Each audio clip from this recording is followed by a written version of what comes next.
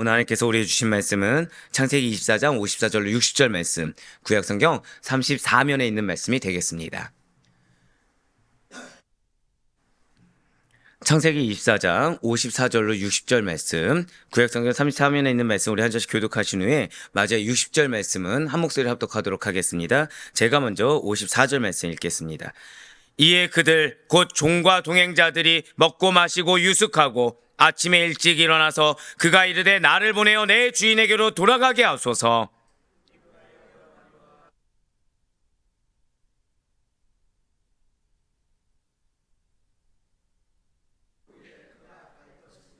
그 사람이 그들에게 이르되 나를 만류하지 마소서. 여호와께서 내게 형통한 길을 주셨으니 나를 보내어 내 주인에게로 돌아가게 하소서. 리브가를 불러 그에게 이르되 내가 이 사람과 함께 가려느냐? 그가 대답하되 가겠나이다.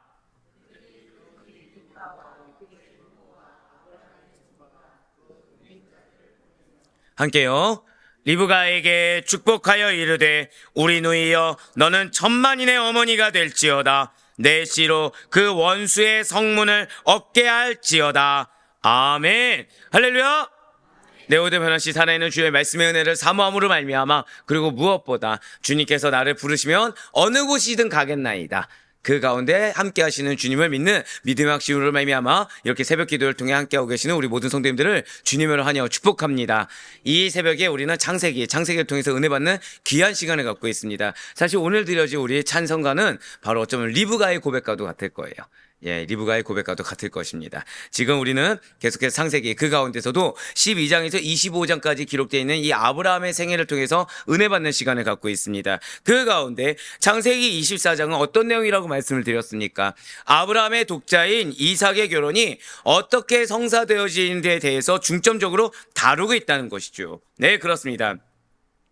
지금 아브라함의 종 엘리에셀은 주인 아브라함의 명령에 따라 고향 하란으로 내려가서 이삭의 배우자를 찾게 되었습니다. 그리고 하나님의 주권적인 개입하심이 있었어요. 인도하심이 있었습니다. 그거에 따라 이삭과 리브가의 혼담이 지금 성사된 상황이라는 거죠. 그 가운데 오늘 본문 말씀이 창세기 24장 54절부터 60절까지는 엘리에셀의 제안에 따라 리브가가 가나안으로 떠나게 됩니다. 그리고 그의 가족들은 이 리브가에게 천만인의 어머니가 될 거야 라면서 축복하는 내용이 바로 그거라는 거예요. 그런데 여기에서도 역시 우리 인간의 모습이 있고 여기에서도 오늘 우리 찬송가를 들었던 것처럼 리브가의 찬송가가 거의 리브가의 고백과 같을 거라고 제가 말씀을 드렸는데 이미 믿는 성도들에게 사명 있는 자에게 왜 그것이 중요한지에 대해서 담고 있는 내용이 바로 오늘 본문 말씀이 된다라는 것이죠. 먼저 오늘 보면 창세기 24장 54절 말씀 한번 보도록 하시겠습니다. 이에 그들 곧 종과 동행자들이 먹고 마시고 유숙하고 아침에 일어나서 그가 이르되 나를 보내어 내 주인에게로 돌아가게 하소서. 아멘.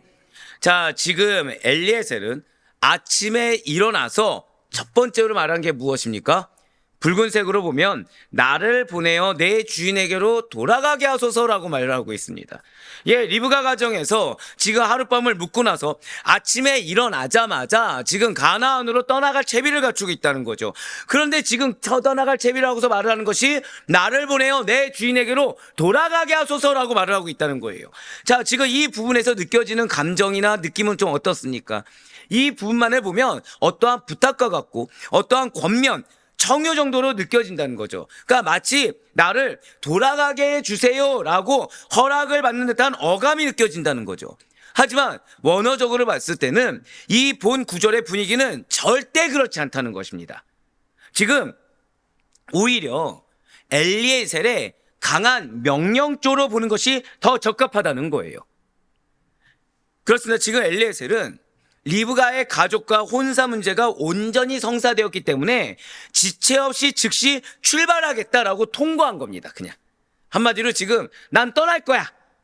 그냥 이렇게 얘기한 거라는 거죠. 떠나게 해주세요가 아니라 이제 다 볼일 끝났으니까 난 가겠다라고 통보한 것입니다. 이 모습은 흡사 아브라함이 이삭을 바치라 라는 명령을 듣게 되니까 지체 없이 아침에 일찍 일어나 즉각 행동으로 옮겨졌던 것과 비슷하다는 거죠. 바로 창세기 22장 2절과 3절의 말씀입니다. 여호와께서 이르시되 내 아들 내 사랑하는 독자 이삭을 데리고 모리아 땅으로 가서 내가 내게 일러준 한 산 거기서 그를 번제로 드리라. 아브라함이 아침에 일찍 일어나 나귀의 안장을 지우고 두 종과 그의 아들 이삭을 데리고 번제에 쓸 나무를 쪼개어 가지고 떠나 하나님이 자기에게 일러주신 곳으로 갔더니 아멘. 하나님께서 말씀하셨어요. 아브라함이 바로 어떻게 합니까? 마치 엘리에셀이 지금 그런 것처럼 아침에 일찍이 일어나.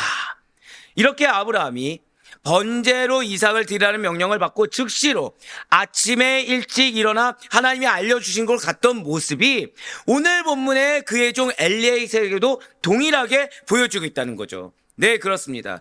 자신의 임무를 수행하기에 지체하지 않았던 아브라함의 종, 이 엘리에셀의 태도라는 것은 하나님의 종된 우리들에게, 그리스도인들 그 성도들에게 하나님의 일을 수행함에 있어서 한번 고백하실게요. 지체함이 있어서는 안 된다.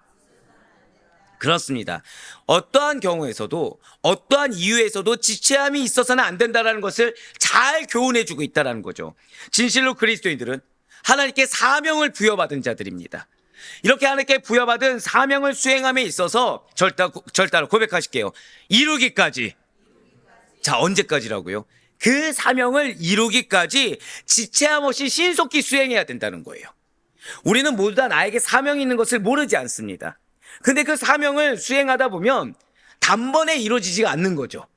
단번에 이루어지지 않다 보니까 이 사명을 수행하는 데 있어서 자꾸 중간에 개입되어지는 무언가 나름 개인적이든 세상적이든 중요한 일들이 존재하게 된다는 거예요. 자, 한번 여쭤보겠습니다. 현실적으로 중요한 문제가 더 중요할까요? 사명의 중요성이 더 중요할까요? 예, 이러면 사명이에요. 근데 그 사명의 길을 가는데 문제는 사명이 2, 3일 안에 이루어지는 것이 또 아닙니다. 그럼 여러분들의 삶의 우선순위를 어디에 두겠습니까? 한 달이 됐어요. 1년이 됐어요. 2년이 됐습니다. 근데 중요한 거는 일상생활 가운데 중요한 일이 계속 발생한다는 거죠. 어떻게 하시겠습니까? 그럴 때 하나님은 우리에게 사명을 내려놓으라고 하지 않습니다. 그 일상에 바쁜 것도 다 무엇을 위해 존재해요? 사명을 위해 존재하거든요. 그러니 일상에 바쁜 거를 하는 게 사명을 달성할 것이다라는 핑계를 우리가 댈 수가 없다는 거예요. 두 가지 다 해야 되는 거죠. 무엇을 위해서? 사명을 위해서 나머지 부분도 최선을 다해야 되는 것입니다. 그래서 그리스도인들은 바쁠 수밖에 없어요. 그래서 그리스도인들은 분주할 수밖에 없습니다. 근데 문제는 이 사명을 완수함에 있어서 지체함 없이가 아니라 어떻게 해요? 신속하게 지체함 없이. 이 사명의 완수를 속히 할 수 있도록 최선을 다해야 된다는 거예요. 그렇습니다. 특별히 하나님의 종된 우리 성도들은 무엇보다 하나님의 아들이라는 정체성으로 모든 택함 받은 자들의 신랑 되시는 예수 그리스도와 택함 받은 자라는 정체성으로 아직 그 예수 그리스도와 연합되지 못한 자들을 그리스도께로 인도하여 중매하는 사명을 지체 없이 수행할 수가 있어야 된다는 거예요. 지금 무엇이라고요? 내가 언제나 본이 되어야 되는 거, 내가 언제나 그리스도의 본이 되어야 되는 것을 지체 없이 수행할 수 있어야 된다는 거죠. 근데 중요한 거는 하다가 지치니까 나도 사람이니까 라고 하면서 연약한 모습을 보면 다시 처음부터라는 것입니다.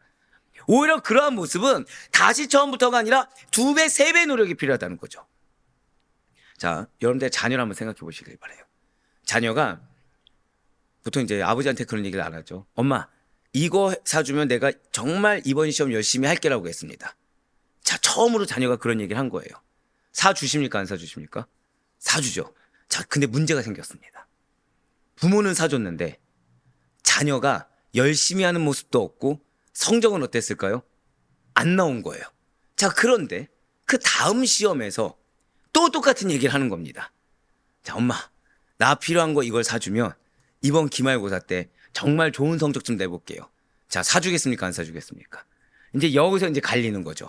누군가는 사주지만 내가 한 번 속지 두 번 속냐 하면서 안 사주는 사람이 생깁니다. 자, 속은 부모님이 있을 수 있어요. 근데 문제가 또 생겼습니다. 기말고사가 잘 나왔을까 안 나왔을까요?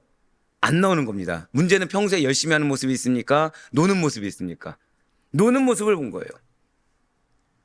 다음 학기 때 중간고사를 앞두고 또 똑같이 얘기를 하는 겁니다.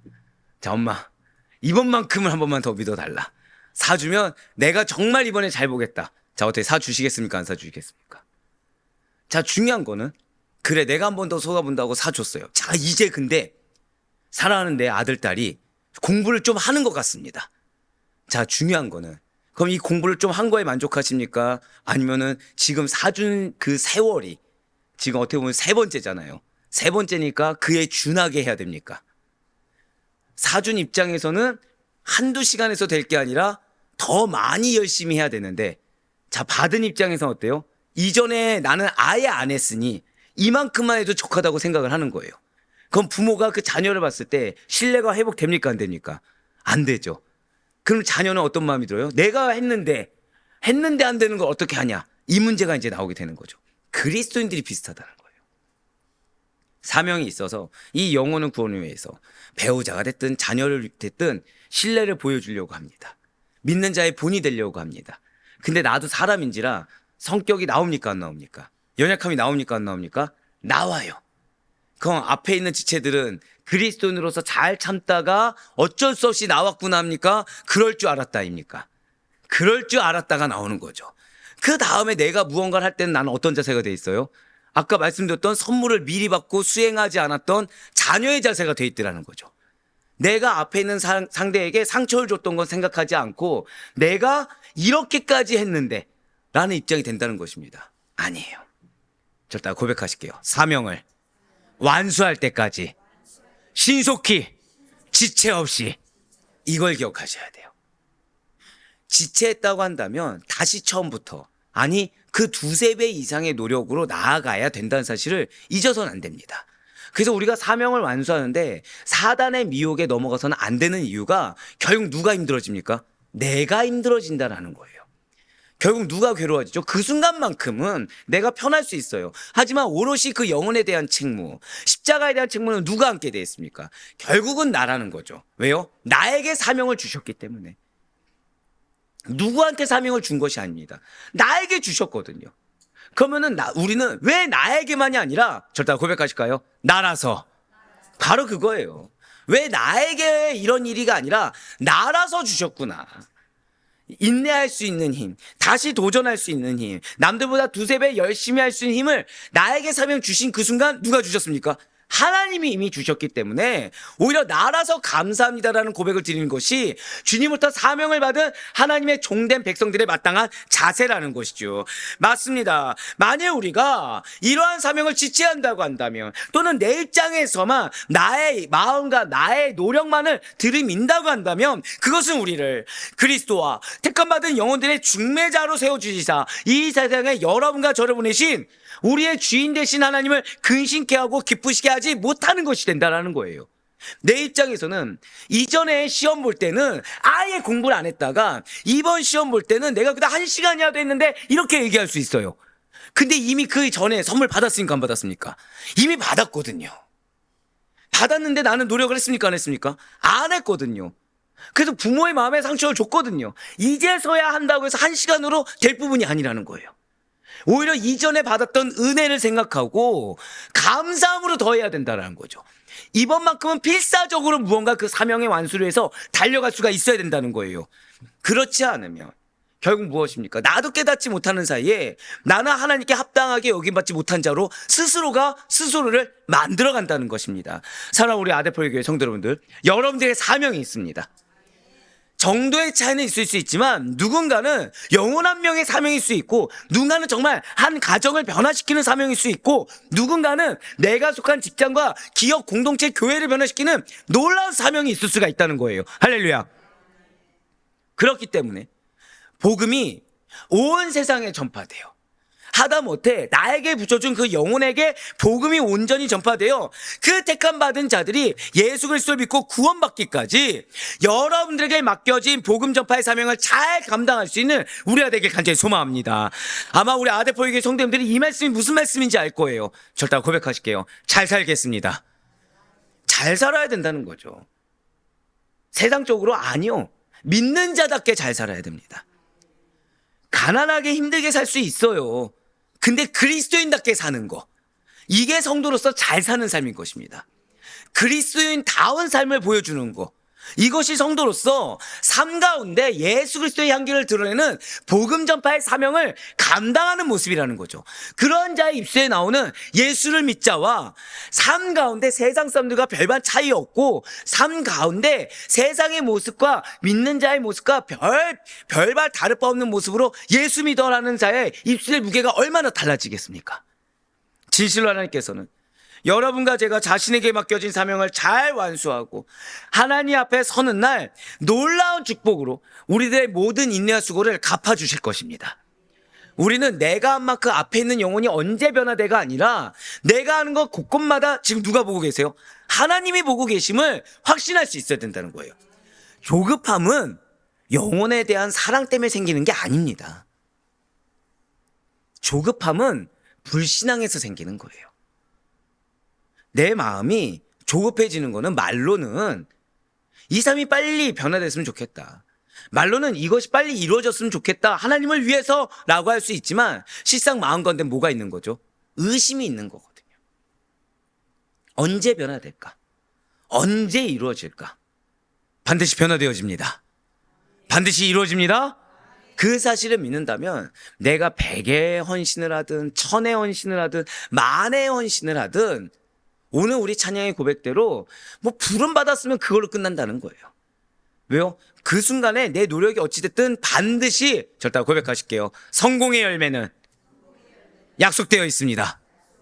그거를 믿을 수가 있기 때문이라는 것이죠. 진실로 하나님께서는 그렇기 때문에 우리에게 갚아주실 우리에게 그러한 믿음의 확신과 기대함으로 나아가길 원하십니다. 그래서 우리는 주님께서 말씀하시면 지체하지 말고 신속하게 순종함으로 행해야 된다는 거예요. 이에 대해서 시편 기자는 그래서 이렇게 고백하고 있는 것입니다. 시편 119편 60절의 말씀입니다.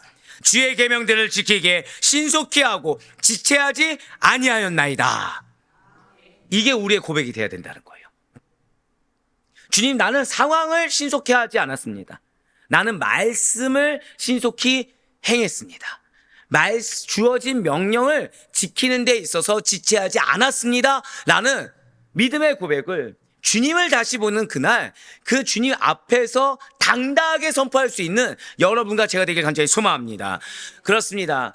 하나님의 충성된 종이었던 엘리에셀은 이 이삭의 결혼을 위한 배우자를 찾는 일이 주인 아브라함의 명령이라는 것만으로 인식하지 않았어요. 주인 아브라함의 명령이자 하나님의 명령임을 잘 알고 있었고 믿고 있었기 때문에 속히 지금 가나안으로 다시 되돌아가고자 하는 것입니다. 하지만 문제는 리브가의 가족들이 이거를 알지 못했다는 거죠. 그래서 뭐라고 얘기합니까? 열흘만 더 묵었다 가기를 원하고 있다는 거예요. 오늘 본문 24장 55절과 56절의 말씀입니다. 리브가의 오라버니와 그의 어머니가 이르되 이 아이로 하여금 며칠 또는 열흘을 우리와 함께 머물게 하라. 그 후에 그가 갈 것이니라. 그 사람이 그들에게 이르되 나를 만류하지 마소서. 여호와께서 내게 형통한 길을 주셨으니 나를 보내어 내 주인에게로 돌아가게 하소서. 아멘. 지금 이렇게 자 55절 말씀 보여주세요. 지금 보시면 리브가의 오빠인 라반과 리브가의 어머니가 뭐라고 얘기하고 있습니까? 리브가로 하여금 열흘 정도 더 머물고 떠나가게 해달라는 거예요. 이 요청이 잘못된 것입니까? 전혀 아니라는 거예요. 당연한 요청입니다. 리브가의 가족 입장에서는 이게 당연한 요구라는 거예요. 정확히 말씀드릴까요? 리브가를 사랑한다는 증거입니다. 이거는 그냥. 지금 혼사가 이 결혼이 어떻게 결정됐습니까? 굉장히 갑작스럽게 결정됐죠. 예, 뭐 앞에 있는 자가 죄죠. 그러니까 예를 들면 그거예요. 우리 권사님 딸이 있지 않습니까? 갑자기 어떤 남자가 딱 등장한 겁니다. 남자도 아니에요. 남자 가족이 딱 등장한 겁니다. 자, 시집을 보내겠냐 안 보겠냐. 근데 물론 우리 권사님이 믿음의 눈으로 아멘 할 거라 생각하지만 권사님 눈에 뭐가 보이는 겁니까? 금덩어리가 이제 보이기 시작한 거죠. 금덩어리가. 그럼 어떻게 시집 보냅니까 안 보냅니까? 그 금덩어리를 보고 보낼 수가 없어서 증명서를 요구했는데 증명서는 또 봤더니 어때요? 보장되어 있는 집안인 겁니다. 그럼 보내겠습니까 안 보내겠습니까? 그쵸. 예, 고민이 되죠. 예, 보냅니다. 아니 그냥 예를 든 거예요. 예, 보냅니다. 근데 중요한 거는 보낼 때 권사님이 딸을 싫어하면 어떻게 되죠? 아우 잘됐다 빨리 가라. 근데 딸을 사랑하면 어떻게 되죠? 무엇라도 준비를 행해서 보내게 한다는 거죠.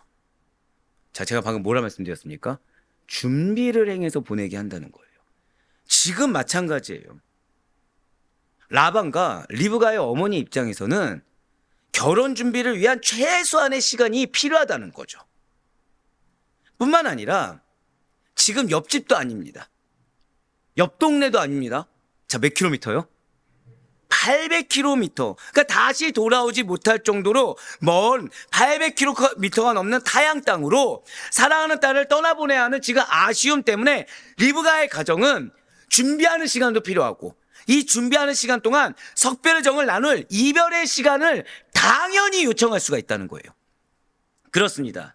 지금 열흘간 머물다가 가라라는 것은 인간적인 입장에서 매우 당연한 부탁이에요. 지금 리브가의 가족들은 여러 차례 거듭해서 여러 사람들이 돌아가면서 엘리에셀을 아주 간곡하게 만류하고 있습니다. 하지만 엘리에셀은 오히려 만류하지 말라라고 하는 거예요. 56점에서 한번 다시 한번 더 보세요.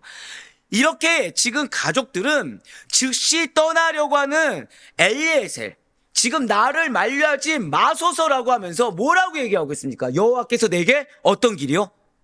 자, 형통이 어제 뭐라고 말씀드렸습니까? 어려움이 없는 길이 아니에요. 고난이 없는 길이 아닙니다. 하나님께서 인도하신다. 당신의 딸 준비 시간이 필요하다. 안다. 특별정 필요하다. 근데 이건 누가 인도한다는 거예요? 지금 엘리에셀 뭐라고 얘기하는 겁니까? 하나님이 인도하신다. 하나님이 개입하신 일이니까 나를 지금 보내서 내 주인에게로 돌아가게 해라. 즉 엘리에셀의 주장에도 불구하고 지금 엘리에셀은 지금 뭐라 얘기한 것입니까? 너희가 준비시킨 것보다 하나님이 함께 하시니까. 자, 사랑하는 성도 여러분들, 인간의 준비보다 하나님의 여호와 이레가 더 훨씬 크고 더 뛰어나면 더 완벽합니다. 믿으십니까? 우리 당연히 아멘이라는 거죠. 엘리에셀은 그걸 얘기하고 있는 거예요. 엘리에셀은 지금 그거 얘기하고 있는 겁니다. 이러한 엘리에셀의 주장에도 불구하고, 자, 리브가의 가족들은 어떠하겠습니까? 리브가를 당장 보내는 일이 매우 어렵게 여겨진다라는 거예요. 그래서 만류하지 말라. 여호와께서 형통의 길을 이렇게 준비해 주셨으니까 우리를 보내서, 나를 보내서 내 주인에게 돌아가는 길을 만류하지 말라라는 엘리에셀의 답변에도 불구하고 열흘간 지체하고자 하는 그들의 바람을 쉽게 포기하지 않는다는 거죠. 그럼 이제 어떻게 얘기합니까? 한번 그러면 좋아, 리브가한테 이 일을 직접 물어보자라고 하는 것입니다. 바로 창세기 24장 57절에 맺습니다. 그들이 이르되 우리가 소녀를 불러 그에게 물으리라 하고. 아멘. 그렇습니다. 지금 리브가의 가족들은 자신들의 요구가 거절되니까 이제 누구의 뒤에 숨습니까? 리브가죠. 리브가를 통해 엘리에셀의 출발을 지체시키고자 합니다. 지금 떠나는 언약의 자손을 잉태하고 낳게 할 사명이 있는 자는 누구입니까? 리브가예요. 미리 말씀드리면 절대 고백하실게요. 사명이 있는 자가 결단해야 한다. 바로 그거예요. 바로 그겁니다. 지금 리브가의 입장에서는 부모님이 순적하게 보내주면 얼마나 순적하고 좋습니까? 근데 결국 결단을 누가 하게 합니까? 사명을 주신 자. 사명을 주신 자. 지금 리브가의 가족들은 리브가를 통해서 지금 기대하는 바가 있습니다. 리브가가 결단을 하되 어떤 결단을 하길 원해요? 가족의 입장에서 결단하기를 원한다는 거예요. 자, 리브가는 무엇이 있다? 한 번 더 고백하실게요. 사명이 있다. 네, 사명 있는 리브가 앞에 지금 누가 어떤 결단을 요구한다고요? 가족이 가족의 입장에서의 다른 결단을 하기를 원한다는 거예요. 제가 항상 드린 말씀 있죠? 반복해서 하는 것은 왜다? 중요하기 때문에. 중요한 것은 왜 중요하다? 강조라는 거죠, 강조. 자, 지금 사명이 있는 리브가 앞에 누가 어떤 결단을 요구한다고요? 가족이 가족의 입장에서의 다른 결단을 요구한다는 거예요. 이를 통해 무엇을 할 수 있습니까? 자, 지금 리브가의 가족들 하나님의 존재 믿고 있습니까? 안 믿고 있습니까? 하나님의 존재는 믿고 있습니다. 의심치 않고 있어요. 그래서 이삭과 리브가의 이 결혼 자체는 거절하지 않았던 겁니다. 하지만 그들은, 절대 고백하실게요. 하나님의 뜻. 이걸 아셔야 돼요. 하나님의 존재는 의심치 않고 있습니다. 그런데 하나님의 뜻이 무엇인지는 깊이 깨닫지 못하고 있다는 거죠. 리브가의 결혼이 하나님께서 주장하신다는 걸 알아요. 하지만 하나님의 섭리임을 정말 온전히 믿는다고 한다면, 자, 결혼이 하나님의 섭리입니다. 그러면 이 결혼과 관련된 시기, 때, 방법까지도 세밀하게 개입하시고 인도하실 하나님의 뜻, 그분의 계획을 순순히 믿고 어떠한 나의 편견, 어떠한 나의 생각, 기준을 깨는 요구가 있을지라도 절대 고백하실게요. 순종하겠다. 그 결단의 자세가 필요하다는 거죠. 많은 그리스도인들이 하나님을 믿습니다. 섭리를 못 믿습니다. 많은 그리스도인들의 가정에 무교 또는 겉으로만 교회 다닌다고 하시는 분들이 대다수가 하나님을 안 믿는 건 아닙니다. 하나님을 인정하지 않는 게 아니에요. 중요한 건 무엇을 안 믿는다? 하나님의 섭리를 안 믿는다는 거예요. 하나님은 믿지만 그래서 개입하는 과정에 무엇이 들어갑니까? 마치 하나님께서 사명을 부여하신 리브가에게 가족의 입장에서의 결단을 요구하는 것처럼 인간적인 입장의 해석을 들이민다는 거죠. 인간적인 입장의 결단을 내민다라는 거예요. 리브가의 가족은 하나님을 알고 믿고 있습니다. 그런데 하나님의 뜻을 따르는 데 있어서는 제한을 두더라는 거예요. 자, 제가 방금 뭐라 말씀드렸습니까? 하나님을 알고 믿고 있는데 뜻을 따르는 데 있어서는 제한을 둔다는 거죠. 리브가의 결혼이 일반적인 다른 결혼과는 다르게 하나님의 특별한 개입하심과 인도하심이 있는 중차대한 구속사적 의미를 지니고 있는 거 여기까지 이해합니다. 그런 결혼을 허락했죠. 하지만 그래도, 자, 이제 잘 들으시길 바라요. 그래도 일반적으로 다른 사람들이 하는 결혼 준비 과정을 자신들도 따르고 싶은 거예요. 하나님께서 특별하게 결혼을 명하셔서 해야 되는 건 알고 있습니다. 근데 그 가운데 뭐가 있는 거예요? 부모로서의 마음, 가족으로서의 마음, 인간적인 마음이 들어가더라는 거죠. 무엇입니까? 리브가의 결혼의 의미가 특별한 것이지 그 방법과 그 시기까지도 특별해지는 것을 원치 않는 것입니다. 인간적으로 누릴 걸 같이 누리고 싶은 거예요. 사명이 있어서 가는 건 알겠습니다. 거기까지가 내 한계라는 거예요. 그건 그 사명을 행하러 나아가는 거, 그 방법, 시기, 때 다 어디 기준에 맞춰야 되는 거예요? 인간적인. 그런데 우리가 여기서 오늘 리브가를 잘 보셔야 돼요. 왜요? 이것은 우리도 마찬가지라는 거죠. 하나님의 뜻으로 이해하고 받아들입니다. 속된 말로 은혜란 걸 받았어요. 은혜란 걸 받았습니다. 이게 하나님의 뜻인 걸 알겠어요. 이해했습니다. 그래서 주님 감사합니다. 네, 순종하겠습니다. 주님께 나를 맡기고 순종하겠습니다 라고 결단합니다.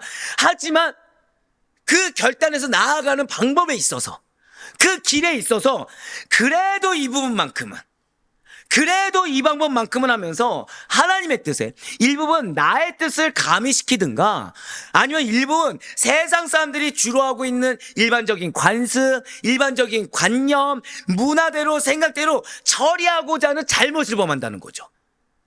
아이러니하죠. 사명을 누가 주셨습니까? 하나님이 주셨어요. 이 사명을 이루는 데 있어서 이 길은 무엇을 하기 원한다고요? 절대 고백하실게요. 인간적인 것, 세상적인 것. 신기하죠. 자, 그러면서 이 인간적인 길과 방법을 가는데 누구의 또 도우심을 바래요? 아이러니하게 하나님의 도우심을 바란다는 거예요. 다시 한번 물어보겠습니다. 사명을 누가 주셨습니까? 하나님 주셨어요. 그럼 이 사명까지 가는 길을 누가 인도하십니까? 오늘 엘리에셀의 고백처럼 형통함으로 인도하신 줄 믿으시길 바랍니다. 예, 하나님께서 개입하시고 하나님께서 인도하시겠죠. 이 길에 어려움과 고난 있습니까? 없습니까? 당연히 있을 수 있다는 거예요. 그런데 중요한 거는 인간적인 입장에서 조금이라도 어려움을 제거해보고자, 조금이라도 고난을 제거해보고자 결국 누굴 빼고 있는 거예요? 하나님을 빼고 있더라는 거죠. 여기까지 도달하는 거를 인간적으로 납득할 만하게, 인간적으로 이해될 만하게, 인간적인 생각에 내가 옳다고 여겨질 만하게 그 길과 그 방법과 그 때를 주장하더라는 거예요. 그러면서 여기서 막히면 갑자기 이제 누구의 도움을 바래요? 주여! 하나님의 도움을 바라는 거죠. 이미 주신 거에 따라서 시작은 하나님인데 한 걸음부터가 무슨 한 걸음이에요? 인간적인 한 걸음, 세상적인 한 걸음을 내딛어 놓고서 그걸 지금 이 순간에 막혔습니다. 뭐가 필요할까요? 회개해서 빨리 다시 돌이켜서 악오 골짜 빈디라도 내가 가겠습니다라는 믿음의 결단의 고백이 필요한 건데, 그것이 아니라 여기서 하나님 도우심, 내가 지금 당신의 사명을 해서 나아가는데 이런 환난이 있습니다, 이런 고난이 있습니다, 갑자기 하나님께 부르짖기 시작한다는 거예요. 필연적으로 무엇이 나옵니까? 원망, 불평, 부정, 정죄. 문제치가 누구에 있어요? 이 한 걸음이 누구의 길이었습니까? 내가 인간적인 발걸음을 디딘 내 잘못인데, 내가 여기 이 잘못은 모르고 여기까지 갈 때 막힌, 누가 막았느냐, 무엇 때문에 막혔느냐, 이것만 보고 있다는 거예요. 아닙니다. 반드시 기억하시길 바라요. 지금 리브가의 결혼은 그 시작부터 과정, 방법, 때 모든 것에 하나님의 개입하심과 그분의 인도하심이 있기 때문에 인간의 그 무엇이 감히 끼어들 틈이 없다는 사실을 반드시 기억하시길 바라요. 하나님께서 여러분에게 사명을 주셨습니다. 이 사명은 그 시작부터 과정, 방법, 때 모든 것에 하나님의 개입하심과 그분의 인도하심이 있기 때문에 인간적인 거, 세상적인 그 무엇이 끼어들 틈이 없다는 사실을 잊지 마시길 바라요. 그렇습니다. 그래서 하나님께서 명하시면, 아니 원래 믿음은 이렇게 가야지, 이 사명은 이렇게 해야지, 저 영혼은 이렇게 해야지 라는 나의 방법을 얘기하지 마시고, 내가 통상적으로 하는 종교적인 틀에서 얘기하지 마시고 지체 없이 바로 순종하시길 바라요. 예수님께서도 제자들을 부르실 때 무엇이라고 하셨습니까? 마태복음 8장 21절과 22절 말씀 한번 보시길 바라요. 제자 중에 또 한 사람이 이르되, 주여 내가 먼저 가서 내 아버지를 장사하게 허락하옵소서. 예수께서 이르시되, 죽은 자들이 그들의 죽은 자들을 장사하게 하고 너는 나를 따르라 하시니라. 아멘. 많은 분들이 여기서 상당히 잘못 알고 있는 게, 21절의 이 제자는 예수님의 12제자가 아닙니다. 예수님의 12제자가 아니에요. 예수님을 따르는 무리들, 군중들이라고 보셔야 됩니다. 여기서는 그러니까 무리 중에 한 사람이 이르되, 이렇게 보시는 게 좀 더 낫겠죠. 따르는 군중 중에 한 사람이 이르되, 이렇게 보셔야 됩니다. 자, 그 군중 중에 한 사람, 무리 중에 한 사람이 지금 무엇이라고 하고 있습니까? 자, 지금 이것도 상황을 아셔야 돼요. 이 아버지가 지금 죽었을까요, 안 죽었을까요? 정확히 말씀드릴게요. 아직은 죽지 않았어요. 병에 걸려 앓고 있던 아버지입니다. 그러니까 언제 죽을지 안다 모른다? 모릅니다. 이렇게 하시면 돼요. 그러니까 오늘 내일 하시는 분이 아니세요. 그냥 언제 죽을지 모르는 분입니다. 그러니까 아직은 죽지 않은 아버지, 병에 걸려 앓고 있던 아버지를 장사한 뒤에 지금 예수님을 따르겠다고 얘기하는 겁니다. 지금 사실 예수님을 따르던 그 무리 중에 한 사람은 아버지가 언제 죽을지, 자, 이 한 사람이 그때를 알고 있을까요, 모르고 있을까요? 모른다는 거죠. 생사와 복을 주관하신 것은 하나님이십니다. 믿으십니까? 오직 하나님이신데, 그런데 무엇을 근거로 해서 자신이 아버지의 장례 이후에 예수님을 따르겠습니다 라고 그런 말을 하는 것일까요? 지금 그 무리 중에 한 사람은 다른 게 있었던 것이 아니라는 거예요. 예수님께서 하나님과 동등되신 분이시다, 이 믿음이 부족했던 것입니다. 보여주세요. 계속. 아예 지금 보시면 뭐라고 고백하죠? 또 한 사람이 있는데 뭐라고 고백합니까? 주여. 즉 예수님에 대한 인식이 아예 없는 게 아니에요. 하지만 예수님은 알고 있습니다. 예수님은 믿고 있습니다. 누구처럼요? 지금 리브가의 가족들처럼 예수님의 존재 알고 있고 예수의 존재 믿고 있습니다.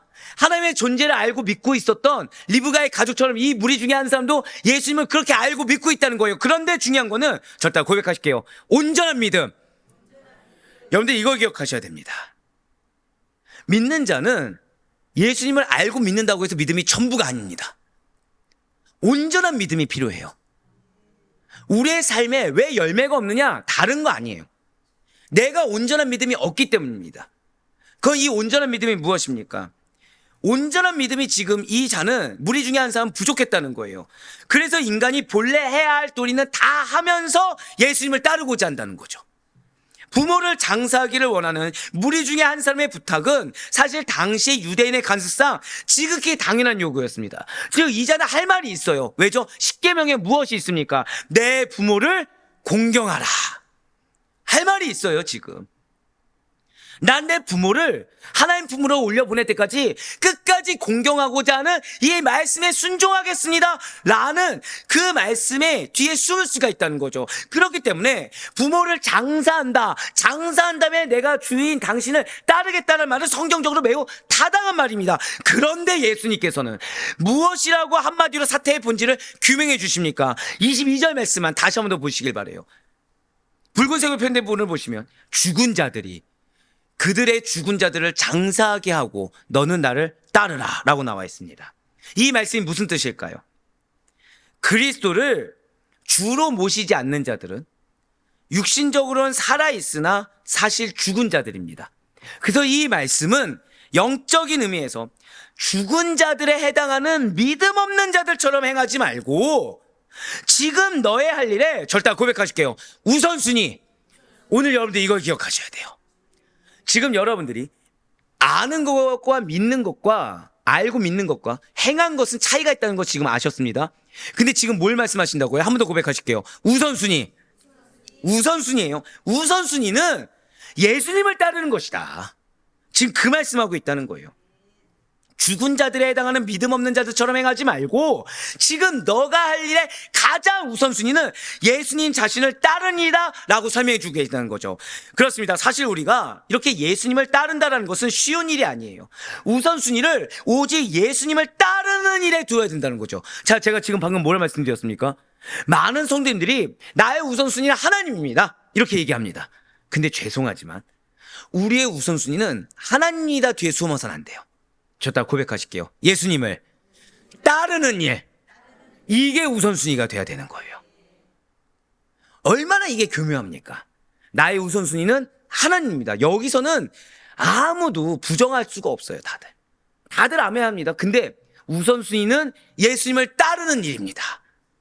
십자가입니다. 골고다입니다. 그 길 아골골자를 난 따르는 일입니다 라고 했을 때 이게 내 우선순위라고 했을 때 과연 몇 명이나 아멘할 수 있을까요? 근데 예수님께서는 우리의 삶의 우선순위는 알고 믿는 거 이거 아니고 알고 믿고 행하라. 예수님의 가르침을 따르는 제자가 된다는 것은 곧 영적 구원을 의미하는 일이며 이것은 그 어떠한 인간적인 상황에 대처하는 일보다 훨씬 더 중요한 일입니다. 사랑 우리 모든 성도 여러분들, 모든 일의 우선순위는 오직 주님에게 있어야 되고 그 주님을 따르는 일에 있어야 되는 것입니다. 우리에게는 그래서 절대 고백하실게요. 결단성 있는 믿음. 따르기 위해서 무엇이 필요하다고요? 결단이 필요하다는 거예요. 그리고 이것은 지금 리브가의 결혼에서도 마찬가지라는 거죠. 거듭 말씀드립니다. 리브가의 가족 하나님 알고 있습니까? 모르고 있습니까? 알고 있어요. 그런데 그 하나님을 따르는 것, 하나님의 뜻에 순종하는 건 지금 다른 문제라는 걸 보여주고 있다는 거죠.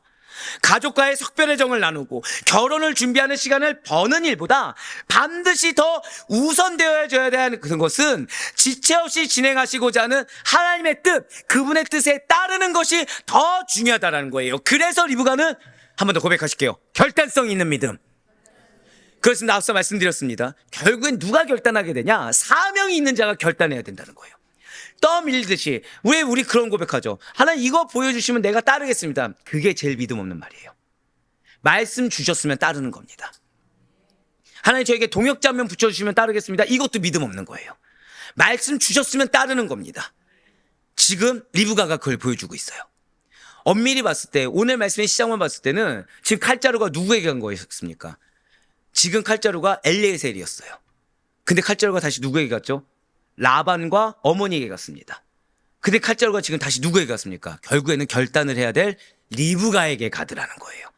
사명의 주체가 되는 리브가에게 결단의 요구를 하나님께, 지금 사실은 하나님께서 가족 간의 통상적인 전통과 관념을 따를 것이냐, 말씀의 순종을 따를 것이냐라고 리브가에게 사실은 하나님이 물어보고 계시더라는 거죠. 창세기 24장 58절과 59절 말씀 보시길 바래요. 리브가를 불러 그에게 이르되 내가 이 사람과 함께 가려느냐. 그가 대답하되 가겠나이다. 그들이 그 누이 리브가와 그의 유모와 아브라함의 종과 그 동행자들을 보내며 아멘. 지금 리브가의 결단이 무엇입니까? 58절에 붉은색으로 보면 가겠나이다. 자, 원어적으로 어떨까요? 원어적으로 끝이에요. 결단이 어떻다고요? 다른 여타 미사여구가 없고 굉장히 심플하고 굉장히 단호합니다. 가겠습니다. 이게 끝이에요. 이러이러해서 가겠습니다. 이러면 가겠습니다. 이게 없고 결단을 요구하는 그 질문 앞에 뭐라고 얘기했다고요? 다른 표현이 없어요. 왜 여러분들 원어 제 말씀 들어보다 보면 단어 하나인데 굉장히 긴 거 느끼시잖아요. 여러 가지 의미 내포한 거 느껴지잖아요. 여기 있다 없다? 가겠습니다. 끝. 하나님 지금 여러분들에게 원하시는 거, 우리에게 원하시는 건 다른 게 없어요. 저다 고백하실게요. 아멘. 그거 외에는 다른 거 바라지 않으세요. 이거 주시면 내가 행하겠습니다. 저렇게 하시면 내가 행하겠습니다. 이거 바라는 게 아니라 하겠느냐 안 하겠느냐? 하겠습니다. 그냥 이거 하나 원하신다는 거죠. 이렇게 하면 이게 걱정되고요. 저렇게 하면 저게 걱정됩니다. 이건 이렇게 준비해 주셔야 되고요. 나는 이게 필요하고요. 이걸 원하시는 것이 아니라 무엇을 원하신다? 아멘. 그냥 그거 하나 원하신다는 거예요. 굉장히 심플하지만 단호합니다. 그리고 바로 이 자세가 여러분과 저에게도 필요하다는 거예요. 주님께서 말씀하시면 내가 가겠습니다. 주님께서 명하시면 내가 결단하고 행하겠습니다. 그 순종이 반드시 나에게 필요한다는 사실을 잊지 마시길 바라겠습니다. 지금 리브가는 아브라함의 종을 따라서 지금 당장 브엘세바에 사는 이삭에게로 시집가겠느냐 아니면 준비 잘해서 가겠느냐라는 오빠와 어머니의 질문에 내가 가겠습니다. 그 간단한 말 한마디로 언제 떠날 것이냐와 관련된 모든 문제와 갈등을 해결했어요. 자, 모든 문제와 갈등을 해결한 단어가 무엇이었다고요? 가겠나이다. 끝. 인간적이고 관념적이고 관습적 사명 이 사이에 어쩜 여러분들이 가정 가운데나 직장 가운데 여러 가지 트러블이 있을 수 있습니다. 근데 이 문제와 갈등을 해결할 수 있는 것은 단 하나밖에 없다는 거예요. 일단 한 번 더 고백하실까요? 아멘. 그거 외엔 없다는 거죠. 분명히 인생에서 중차대한 혼사 문제입니다. 어쩜 여러분들이 사명을 감당할 때 있어서 부딪히는 여러 가지 트러블보다 더 중요한 게 뭐죠? 혼사 문제, 결혼 문제일 수 있어요. 그조차도 이렇게 지금 간단한 말 한마디 뭐였다고요? 가겠나이다. 아멘. 그 한마디로 결정하는 리브가에게서 우리는 그녀의 단호한 선풍과 함께 자신의 혼사가 하나님의 섭리에 의해 결정되었음을 확신하며 한 번 더 고백하실까요? 결단성 있는 믿음. 오늘 여러분들 기도하셔야 될 게 뭐예요? 주님, 내가 인간적인 관습에 약해지지 않겠습니다. 주님, 내가 인간적인 통념 가운데 매이지 않겠습니다. 내가 결단하겠습니다. 지금 결단성 있는 믿음을 엿볼 수 있고 그것이 우리에게 지금 요구되어진다는 거예요. 장래가 불확실할 뿐만 아니라 연약한 여인에 불과해요. 그런데 고향과 부모 형제 격까지도 떠나 낯선 이군 땅으로 시집간다? 결코 쉬운 일이 아니라는 거죠. 진실로 리브가는 그럼에도 불구하고 하나님의 놀라운 섭리와 원대한 계획을 인정하고 그러한 하나님을 신뢰하는 신뢰를 기반한 용기와 결단성에서 나온 행동을 보였다는 거예요. 그리고 이것은 결코 경솔한 행동이 아니라는 거죠. 결국 리브가의 이러한 용기와 믿음으로 말미암은 결단성 있는 행동은 그녀로 하여금 하나님의 구원 사역에 있어서 중추적인 역할을 감당하는 아브라함 가문의 며느리라는 영광스러운 위치에 서게 했습니다. 그렇습니다. 하나님께서 쓰시는 사람, 사명으로 사는 사람에게는 주님의 부르심에 자원하는 헌신의 응답이 요구되어진다는 거예요. 내가 이렇게 헌신했습니다. 드러낼 수 있나요? 없나요? 없어요. 지금 리브가는 내가 결단했으니까 나 알아주세요. 이거 없습니다. 그냥 너무 당연한 거예요. 그냥 먼 거리를 가든 곳에 혈혈단신으로 있든 다 중요하지 않습니다. 왜요? 하나님의 섭리가 그렇게 인도했기 때문에 내가 얼마나 희생하냐 이건 중요하지 않다라는 거예요. 중요한 건 무엇이 중요하다? 한 번 더 고백하실게요. 나의 결단.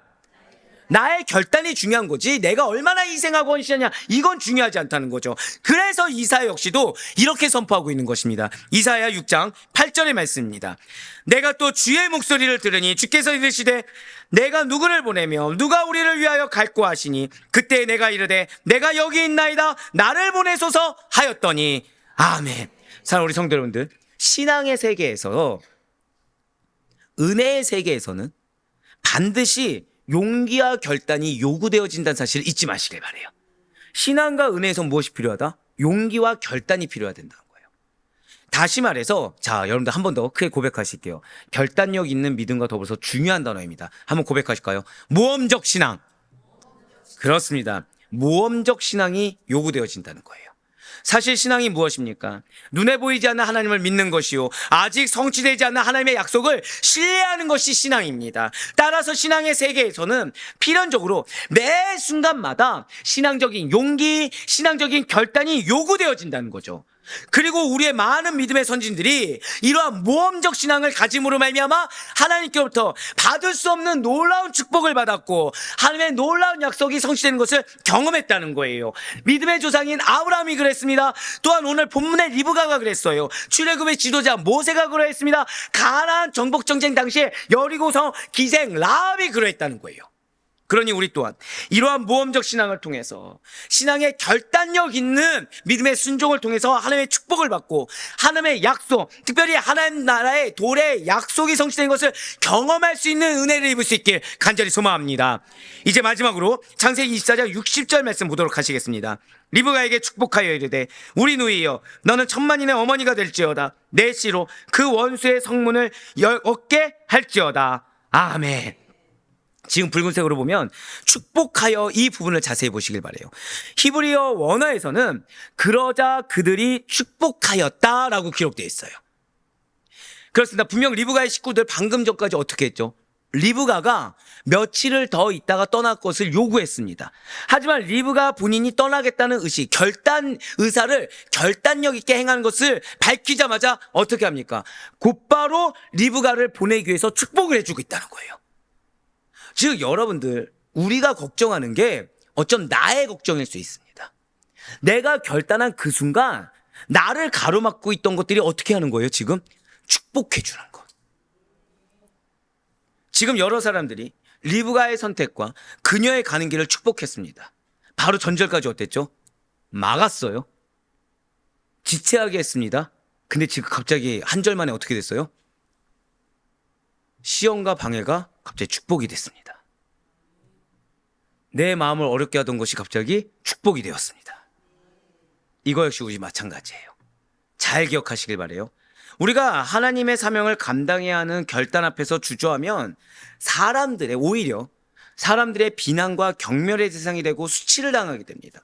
하지만 지금 이 리브가처럼 비록 힘들고 머리로는 이해가 안 된다고 하더라도 하나님의 뜻대로 따르는 믿음의 결단을 하게 되면 그 일에 분명히 방해자였는데 오히려 동조하고 동역하는 일이 늘어나게 된다는 거예요. 그 결단한 길에 대해서 축복과 지지를 받게 하는 줄 믿으시길 바라겠습니다. 지금 내 주변에 나를 도와준 자가 한 명도 없을 수도 있어요. 그런데 오히려 그 자 중에서 나를 어떻게 하는 자? 한 번 더 고백하실게요. 나를 축복합니다. 예, 맞습니다. 나를 축복하는 자들이 반드시 존재하게 된다는 거죠.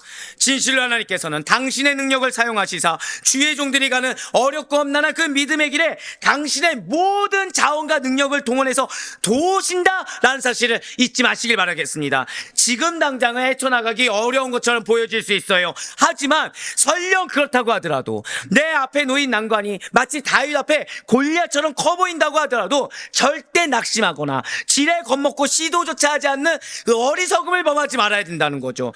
단 한 번뿐인 인생, 단 한 번뿐인 지금 현재 나에게 주어진 그 중요한 사명을 오직 하나님 나라와 그분의 의를 이루는 일에 내어 걸 수가 있어야 된다는 거예요. 사랑하는 우리 성도 여러분들, 리브가가 아브라함을 대신한 종에 의해 이렇게 이삭의 아내로 선택되어 부름을 받았듯이 여러분과 저 또한 하나님으로부터 예수 그리스도의 신부로 택함을 받고 부름을 받았습니다. 이 리브가가 아브라함의 종 엘리에셀의 요청을 받고 머뭇거리지 않았어요. 즉각적으로 아무리 세상 관습과 가족의 여러 가지가 붙잡는다고 하더라도 사명 앞에서 우선순위를 하나님의 뜻을 따르는 데만 두었습니다. 즉각적으로 본토 아비집을 떠나 이삭이 기다리는 가나안으로 출발했듯이 우리가 나아가야 될 것은 오직 단 하나, 예수님께서 걸어가신 좁고 협착한 십자가의 길입니다. 그러니 세상에 대한 모든 미련보다도 우리의 신랑 되시는 주님께서 계시는 저 천성을 향하여 나아가는 것이 우리 모든 그리스도인들의 최종 목표가 되어야 된다는 사실을 잊지 마시길 바라요. 한 번 더 고백하실게요. 나의 우선순위는 주님을 따르는 길입니다. 그 사실 잊지 마세요. 분명 사도 바울은 우리에게 이렇게 마지막으로 권면하고 있습니다. 빌립보서 3장 12절부터 14절까지의 말씀입니다. 내가 이미 얻었다 함도 아니요 온전히 이루었다 함도 아니라 오직 내가 그리스도 예수께 잡힌 바 된 그것을 잡으려고 달려가노라. 형제들아, 나는 아직 내가 잡은 줄로 여기지 아니하고 오직 한 일, 즉 뒤에 있는 것은 잊어버리고 앞에 있는 것을 잡으려고 표대를 향하여 그리스도 예수 안에서 하나님이 위에서 부르신 부름의 상을 위하여 달려가노라. 지금 무엇이 겹쳐서 계속 보이시죠? 사도 바울의 우선순위는 달려가는 거였어요. 나 하나님 믿습니다. 이게 아니라 하나님께서 부르신 그 부르심의 상을 향해 달려가는 것. 이게 우선순위였습니다. 그래 바로 꺼놓기는 여러분들의 사명 앞에, 여러분들의 앞길에 무수한 난관과 장애물이 놓여져 있는 것처럼 보여진다고 할지라도 오직 주님만을 바라보시며 주님께서 명하신 그 사명의 길을 달려나가는 데 있어 뒤돌아보거나 머뭇거림 없이 저 높은 걸 향해 달려나가시는 우리 모든 성도님들의 삶과 사명이 될 수 있기를, 그래야 여러분들의 결단력 있는 신앙으로 말미암아 하나님께서 여러분들을 위해 예배하시고 약속하신 그 모든 것이 성취됨을 경험하고 여러분들의 것으로 취할 수 있기를 주님의 이름으로 간절히 축원합니다.